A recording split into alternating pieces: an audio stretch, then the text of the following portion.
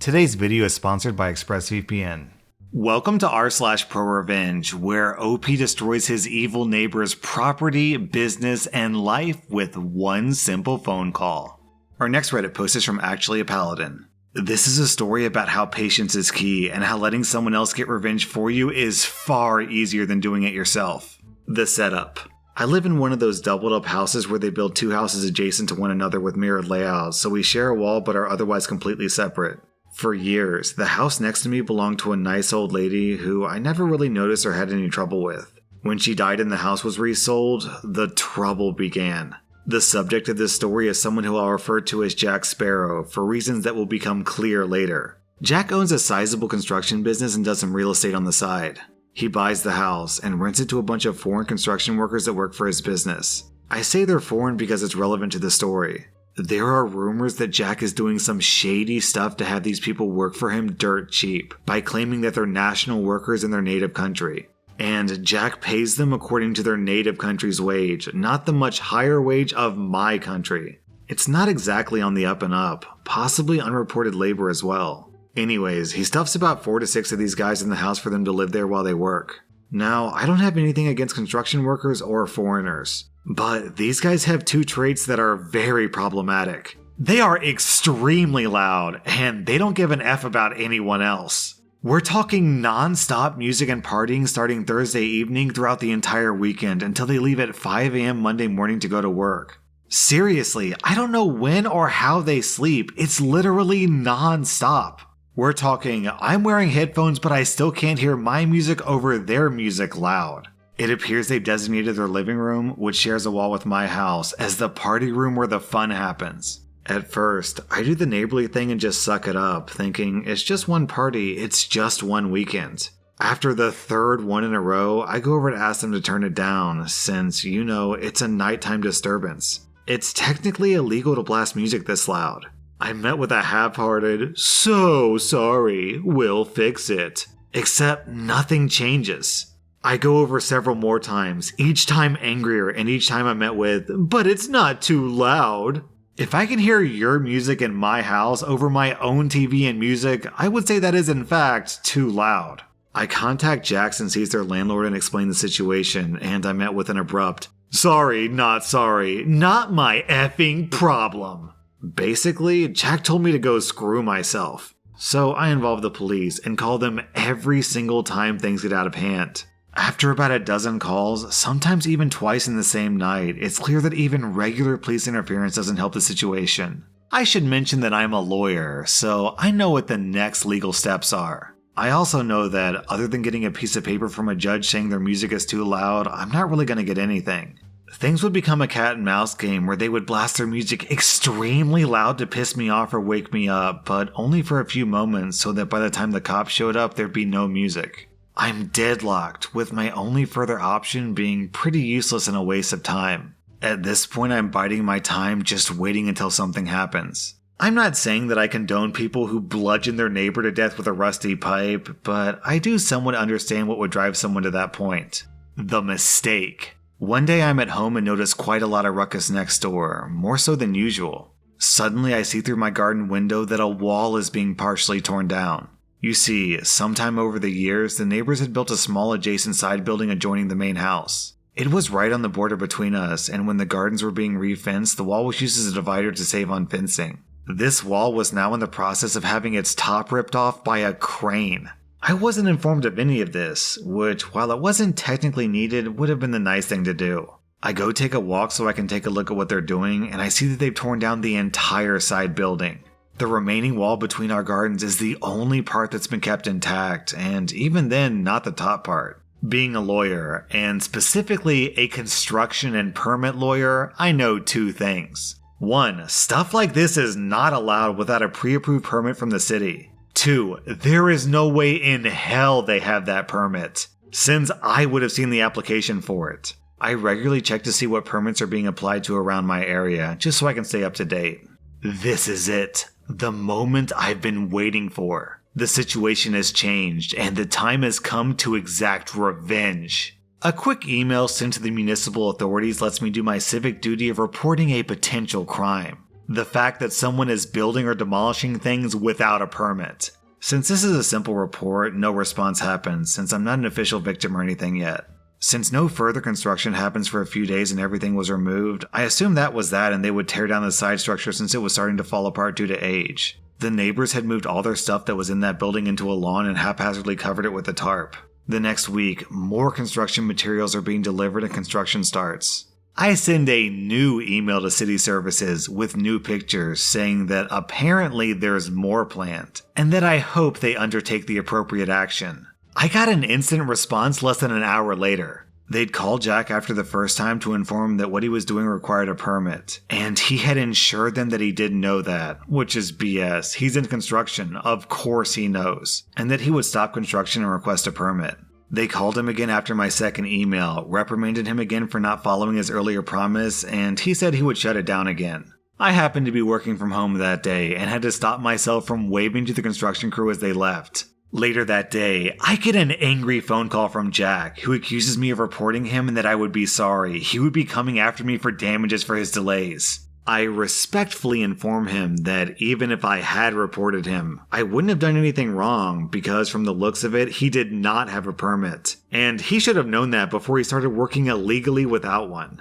I end the call before I start to sound too happy with the way things are going. At this point, Jack has no idea what initiated all of this. He's Jack Sparrow, and I've just rung the bell that awakens the Kraken that will destroy him. He just doesn't know it yet. The Kraken. You see, there's a good reason why most people consult a lawyer when they want to apply for a permit. The rules involved are so convoluted and needlessly complex that navigating them to a non-professional is extremely hard and time-consuming. And a single mistake can torpedo your entire case, forcing you to do it all over. I've killed entire projects, and I've seen client projects killed by pointing out that on page 127, section 35-1-A, something was left blank that should have been answered. I did some digging and found out that the previous owners of the house had actually consulted each other about the side building, and they'd agreed on making the wall part of the divider between the gardens. So much so that they shared the cost of it, and the ownership. That wall that he partially destroyed, it was also my wall, which of course means that I'm entitled to damages. But that's not even the most important part. The important part is that he needs my permission to do anything to that wall. So when he applied for a permit a few weeks later, I went to the city center and looked at the application. I noticed that they were planning to do stuff to the wall that I own 50% of. So I filed a complaint against the permit following proper procedure. This meant that Jack's permit could never be executed since Jack needed my permission to change that wall. And he didn't have my permission, nor was I intending to grant it. This should kill his permit, since permits can't be granted if you know in advance that they can't be realized. There's no sense in granting a permit to build a certain kind of house when you know they're never actually going to build it. Now, Jack was a bit of a smooth talker, and as a construction entrepreneur, he had his connections. And permits here are a political decision just as much as a legal one. So, despite a 100% correct legal objection that should have killed his permit, it went through. He actually called me about it to gloat a little. No worries, anyone can appeal a permit in my country. The only requirement is that you pay a €100 fee, which I gladly paid. The appeal process doesn't care one bit about Jack's political ties, or the half-hearted BS that the city officials wrote to justify granting the permit in spite of the concerns that I raised. They terminate his permit without any hesitation on the aforementioned legal grounds. Jack sees that his permit has been blocked until he fixes the issue, which he can't, because I'm not really inclined to agree with his plans for our wall. At this point, going through 2 lengthy procedures, it's been over 7 months. The neighbors have had an unfinished construction project in their yard the entire time and were forced to store their stuff elsewhere. Their storage solution was supposed to be quick and cheap, but now it was taking months with no end in sight. But wait, there's more. Doing construction work without a permit is also a criminal offense. So, of course, I filed a report with the appropriate authorities. So now, Jack was also the subject of a criminal procedure for construction offense. Not only was Jack at risk for fines and jail time, but also, since he used his company to do the work, his business was on the line as well. And one of the penalties for this crime is to be prohibited from doing construction as a business either permanently or temporarily. Not only was Jack personally on the hook, his entire business was as well. During this debacle, Jack tried to sell his property. This didn't go very well for a few reasons. One, the property was entangled with a legal issue. The demolished side building was torn down illegally, and until that issue was fixed, it would stick with the property. Which tends to kill their property value quite a bit, since nobody wants to buy something that they'll have to spend time and money on to make legal again, either by rebuilding the torn down building or by getting a permit to fix it. This was made worse by the fact that Jack had applied for that exact permit and it had been denied. So he couldn't even claim that that permit would be super easy to get. Additionally, Jack never intended to sell the property in its current state. What I eventually found out is Jack would buy a cheap house like the one next to mine and put some of his crew in it who wouldn't complain about the subpar accommodation. They would trash the place because they didn't care and he would let them, and then when the place was done, he would tear it down and sell it to a developer or develop it himself. However, due to his construction crime and the problem with his property, step 2 was not an option. He couldn't renovate the building because fixing the illegal issue was always a requirement in any permit that he would request for the building, and because of me, he couldn't cover it. He couldn't sell it either because the place was trashed, and any developer looking at it would dip out when they realized that there was a construction issue and a vocal neighbor who would oppose anything big that they would try to do there. There are way easier properties to develop than that one. Anyway, that's where we are today. Jack is staring down the barrel of a criminal court procedure that's about to happen where he's risking his business and livelihood. His existing projects are also gathering special attention from city services now, since he's now revealed to them as someone who cuts corners on permits and regulations. He can't really sell the property unless he takes a massive loss, since in its current state, it is absolutely trashed. He can't develop it or sell it to a developer because all development plans involve the adjoining wall, which he can't change unless he has my permission. With the extra room torn down, the rowdy neighbors are now stuck in a smaller house than what they had before, in a place that they trashed but can't renovate or fix in the major way that it needs. They've quieted down a lot, possibly because Jack blames him for his current situation, which isn't wrong, I suppose. I awakened the Kraken, and I set it loose on Jack Sparrow, and it utterly ruined him. And the best part is that I had to do very little to do it. All I really did is nudge the abomination that is municipal bureaucracy and point it in his direction, and they did the rest. I could tell you that he called me to complain and even beg about letting him use the wall the way he needs to, so that he can get on with his business and fix the issues and use them to show his good faith in court in the criminal procedure. And that he was losing money and customers over this and was in danger of losing his entire business. And that I then smugly replied with, "Not my effing problem." OP, I'll give you one even better than that. What you should do is call up Jack and say, "So, Jack, I'm noticing you're having trouble getting rid of that property next door. What do you say that I buy it from you at, let's say half the market price? Sure, I know I'm ripping you off, but who else are you gonna sell it to?"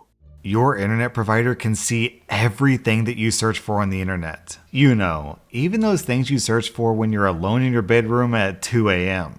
I mean, I don't search for those things, of course, but if I did, I would definitely want to be behind a VPN service. VPNs disguise your data, so other people can't see how often you make searches for giant anime titties, or whatever it is you search for. And even if you don't care about privacy, being behind a VPN unlocks special content on streaming platforms. If you're in the US and you go to Netflix, you can't watch Brooklyn Nine-Nine. All I have to do is set my VPN to Canada and I unlock all this great content. So why not get a VPN? It protects all your data, and as like an added bonus, you get tons of free content unlocked. Just to name a few on Netflix, if you use ExpressVPN, you'll unlock Rick and Morty, South Park, Parts Unknown, Modern Family, and Studio Ghibli films. That's how I use it. I protect my data when I do internet searches at around 2 a.m. for, funny SpongeBob memes or whatever.